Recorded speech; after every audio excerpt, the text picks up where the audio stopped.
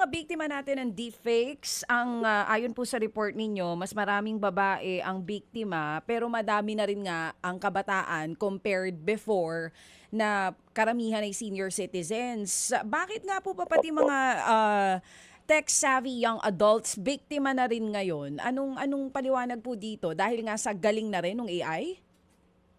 Tama, DJ Shasha, no? Parang even yung pagiging tech-savvy nila are being used against them na parang ito yung alam mo sa technology, pero dahil alam mo yung technology na yan and the advancement of AI nga, parang ginagamit yun na parang imposible mangyari to. So again, it's the key there, DJ Chata, is technology and yung profiling ng mga victims dahil the AI, profile sila ng AI, alam nila na even if yung ganito, madaling maprito sa ganitong klaseng scam.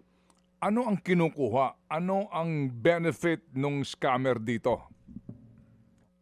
But ultimately, yung financial gain po, Manong Ted, kasi kahit anong scam yung in-employ nila, at the end, manghihingi ng pera yan. Whether they nanghingi yan dahil nagpaawa sa'yo doon sa sad boy, sad girl scam, nanghingi yan para mag-invest sa'yo doon sa investor scam, naghingi yan ng pera. Yung delikado, yung si Dr. and si Doctress, Manong Ted, at saka DJ Chacha, si Dr. si Doctress scam, manghihingi una ng compromising photos para i-blackmail ka at manghingi ng pera sa'yo. Okay. At yung tingin ko pinaka-delikado dyan, yung slow burn na type of scam na talagang papaibigin ka, Manong Ted, DJ Chacha, pinangako langit lupa, sinaga ka.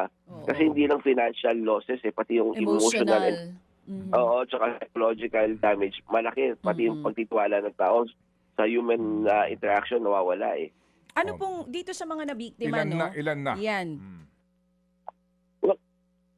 Ang challenge parati sa amin, Manong Ted, sa DJ Chacha, amin mo kami na parang yung mga nabibiktima ng mga love scam, hindi umaamin Hindi nagre-report, nahihiya po.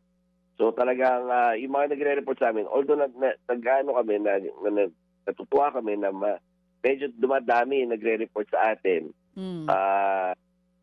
hindi pa rin yan yung full spectrum yan, hindi yan yung Kasi nakikinig ako yung bago nyo ako isa lang yung mga ganong nagbibiroan tayo na yung pinapangako or parang yung mga ganong mga pangako na lang tayo, usap lang tayo. Alam mo, ginagamit na rin yan ng mga scammers na parang lang to parang yung mga dating mga maluloko lang. Kumbaga magaling sa type sa scam. Magaling mag-manipulate na rin sila, parang inaaral na rin nila ang pagmamanipula dito sa mga niloloko nila. Tama, DJ Chacha. Dahil doon, hindi nagsusumbong yung mga tao. So, again, parang nahihiya sila, na naloko sila, kaya karamihan sa mga nabibiktima hindi po nagre-report? Oo, DJ Chacha. So, I think that's one thing that we have to change and it's part ng campaign natin na it's okay to report. Hindi kayo nag-iisa. Hindi dapat mahiya. Hindi nakakaya. Mga kapatid, brothers and sisters, saan ka pa? Dito na tayo sa totoo. Dito na tayo sa True FM. Mga kapatid, mag-subscribe and follow po kayo sa social media accounts ng True Network PH. Yan po kami. Hanapin nyo lang True Network PH, Facebook, Instagram, YouTube, TikTok, and podcast. Mapa Apple or Spotify man yan, mahahanap nyo kami. Lahat ng mga napapanood at napapakinggan nyo po sa programa, nasa social media accounts namin yan. So, paano mga kapatid? See you sa social media!